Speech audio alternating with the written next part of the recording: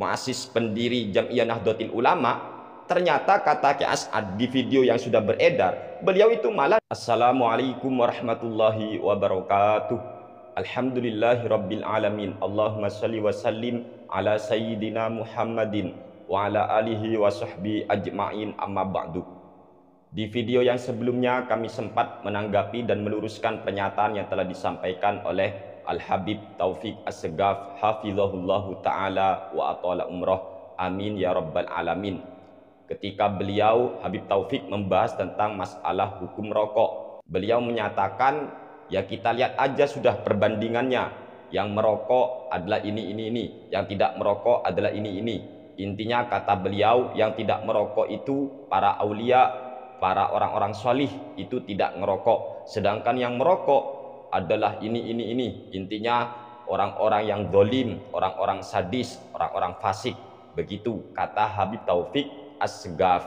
Dan pernyataan tersebut itulah yang kami bantah berdasarkan kitab para ulama, diantaranya dalam kitab Hasyatul Bajuri. Bahkan suami itu katanya di sana, suami wajib memberi nafkah berupa kopi dan rokok apabila istrinya memang kecanduan kopi dan rokok. Dan kami juga membawakan referensi dalam kitab Buyatul Mustarsyidin karya Ba'alawi, di mana di sana jelas perbedaan pendapat tentang masalah hukum rokok. Hukum rokok itu sebenarnya dilarikan kepada pengkonsumsinya. Apabila orang yang mengkonsumsi rokok itu mengalami sakit, gangguan dan semacamnya dalam tubuh dia, maka hukum rokok bagi orang yang seperti itu hukumnya adalah haram. Tetapi bagi orang yang tidak mengalami apa-apa, maka hukum rokok menjadi boleh baginya. Begitu yang ada dalam kitab Buyatul Mustarsyidin. Dan semua hadis-hadis maupun athar-athar dari sahabat yang ketika menjelaskan masalah rokok itu dipastikan hadisnya hadis palsu. Sebab pada zaman Nabi maupun pada zaman sahabat, bahkan di zaman ulama salaf, belum ada yang namanya rokok. Rokok itu kan baru ada, teman-teman. Sehingga tidak mungkin beliau-beliau semua menghukumi tentang masalah rokok. Namun sayang, Habib Taufik As-Segaf, beliau kok malah mengatakan perokok itu, yang ngerokok itu adalah orang-orang ini, orang-orang fasik lah, orang-orang dolim, orang-orang sadis. Sedangkan yang tidak merokok para wali, para aulia, orang-orang solih katanya. Padahal kita tahu sendiri terlalu banyak ulama-ulama yang keilmuannya luar biasa, yang kesolehannya kita akui, mereka ternyata banyak yang merokok. Contoh saja Habib Lutfi, beliau merokok. Haji Said Agil Sirot, orang alim, beliau merokok. Gus Mus, orang alim, beliau merokok. Guru Sekumpul merokok. Bahkan Bung Karno, seorang proklamator kemerdekaan bangsa Indonesia, juga merokok. Mereka semua orang-orang baik. Kalau mau melihat video aslinya, fullnya, silakan ketik aja di YouTube hukum merokok Habib Taufik As-Segaf. Kami tonton di channel YouTube yang bernama Sunsal Media. Yang ngerokok bawa dalil, apa-apa ngerokok itu dan yang ngopi bawa dalil. Akhirnya datang orang ketiga, wah nanti jadi hakim dah. Kalau saya yang akan menyatakan halal atau haram, pasti nanti akhirnya dianggap berpihak. Kita butuh saksi yang lebih banyak. Kita kan ada di kota Mekah tadi. Yang seneng rokok disedot rokoknya dibuka Ka'bah, yang seneng kopi diminum kopinya dibuka Ka'bah. Akhirnya mundur yang seneng rokok, enggak ada dia. Jadi nggak usah bawa dalil, dah pantas-pantasan aja nggak pantas. Ribut dengan dalil belum tentu benernya. Bukan mujtahid kamu atau kita bukan mujtahid. Dalam video itu sangat jelas ketika beliau Habib Taufik As-Segaf menghukumi rokok, ditanya tentang hukum rokok, beliau membawakan sebuah cerita. Kata beliau Habib Taufik, ada cerita ini. Ada dua orang, yang satu kecanduan rokok, yang satu kecanduan kopi. Kemudian dua orang ini berdebat, berdiskusi tentang hukum rokok dan kopi. Yang kecanduan rokok bawa dalil, begitu juga yang kecanduan kopi juga bawa dalil. Akhirnya datang seseorang. Lah dijadikanlah orang ini yang baru datang ini sebagai hakim. Gimana menurutmu, apakah hukum rokok dan kopi sama? Artinya apakah rokok halal dan kopi pun hukumnya halal? Atau justru sebaliknya, hukum rokok haram atau kopi yang halal?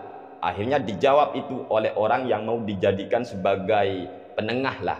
Begini saja, kalau saya menghakimi rasanya takut saya dikira memihak salah satu pihak. Gini aja, kita kan mau ke Mekah, mau haji katanya.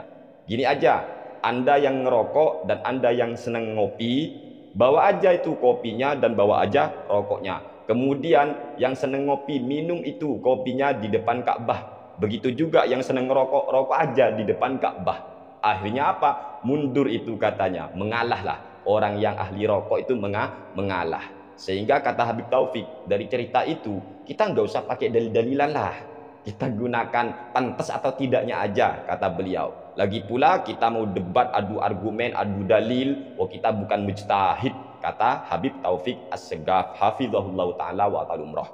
Begini ya, kalau menghukumi sesuatu itu kita tentunya membutuhkan dalil, hujah-hujah yang sudah dijadikan hujah oleh para ulama sesuai dengan kitab-kitab mu'tabarah yang memang sudah diakui. Kalau hanya berdasarkan sebuah cerita, ini juga butuh logika dan perlu dicerna ulang ini teman-teman. Begini ya, kalau seumpama ada orang yang ahli rokok, ada juga yang kecanduan kopi, kemudian gara-gara perokok itu tidak berani rokok di depan Ka'bah, lalu setelah itu divonis berarti rokok nggak baik, rokok haram, kopi boleh. Buktinya apa? Dibiarin tuh orang kalau ngopi di depan Ka'bah.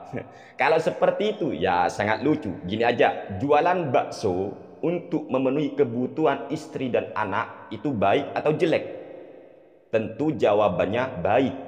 Sekarang kalau memang jual bakso itu baik, mari kita jual bakso di depan Ka'bah. Ayo, kalau memang jual bakso itu baik, ayo kita jual bakso di depan Ka'bah. Ada nggak yang berani? Silakan. Ketika masyarakat mengecam dan menolak orang jual bakso di depan Ka'bah, bukan berarti jual bakso itu haram, bukan berarti jual bakso itu jelek, bukan, tetapi tidak tepat pada tempatnya. Tempatnya itu juga dipikir. Jual bakso baik, tapi kalau di depan Ka'bah jadi jelek. Jual bakso baik, jual ikan baik, tapi kalau di dalam masjid jual ikan. Ayo, bukan berarti jual ikan atau jual bakso itu haram atau buruk, enggak. Tempatnya yang tidak sesuai. Logika yang semacam ini hanya untuk menghukumi haramnya rokok juga pernah kami diskusikan dengan salah satu teman kami. Dia anti rokok, kemudian dia bilang begini, rokok itu baik atau buruk? Saya bilang, ya kalau bagi perokok baik, enak, nikmat. Kalau anti rokok pasti gak enak, pasti jelek, kan begitu. Karena hukum rokok itu tergantung pengkonsumsinya memang, bukan tergantung rokoknya. Kemudian teman kami bertanya lagi, kalau memang rokok itu baik, kenapa anak kecil itu tidak dikasih rokok aja? Saya jawab begini, oh pertanyaanmu begitu ya, untuk menggiring opini.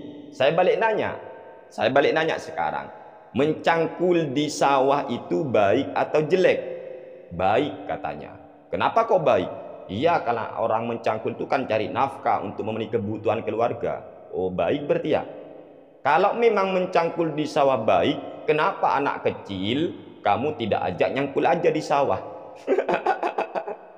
Kemudian saya nanya lagi, nasi jagung itu menyehatkan atau tidak? Dia jawab menyehatkan, berarti baik. Kalau memang nasi jagung baik dan menyehatkan, kenapa bayi tidak dikasih nasi jagung? Makanya saya sudah bilang, baik dan tidaknya sesuatu tergantung pada yang mengkonsumsinya.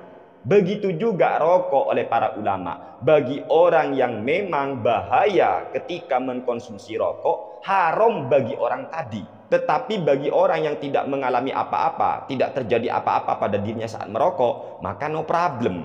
Ya buktinya banyak. Habib Lutfi hingga seusia sekarang beliau tetap sehat, merokok beliau. Gus Mus merokok. Terlalu banyak ulama-ulama, apalagi ulama NU merokok.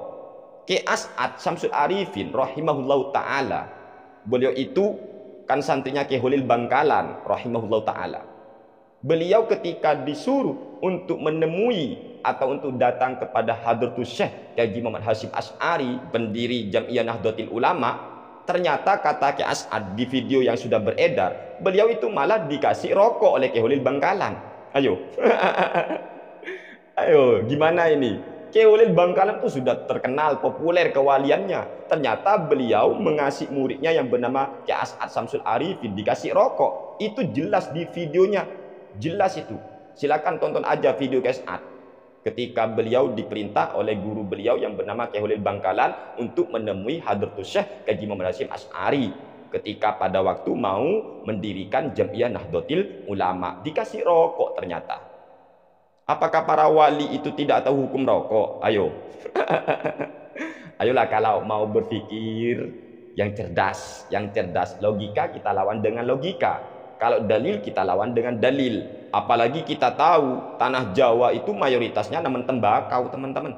Petani tembakau itu banyak di Jawa, apalagi di daerah kami pusatnya memang ya. Banyak tembakau. Kalau diharamkan piye? Kasih lowongan kerjalah mereka itu kalau mau mengharumkan rokok. Ya Allah, semoga bisa dimengerti. Sekian, terima kasih. Wassalamualaikum warahmatullahi wabarakatuh.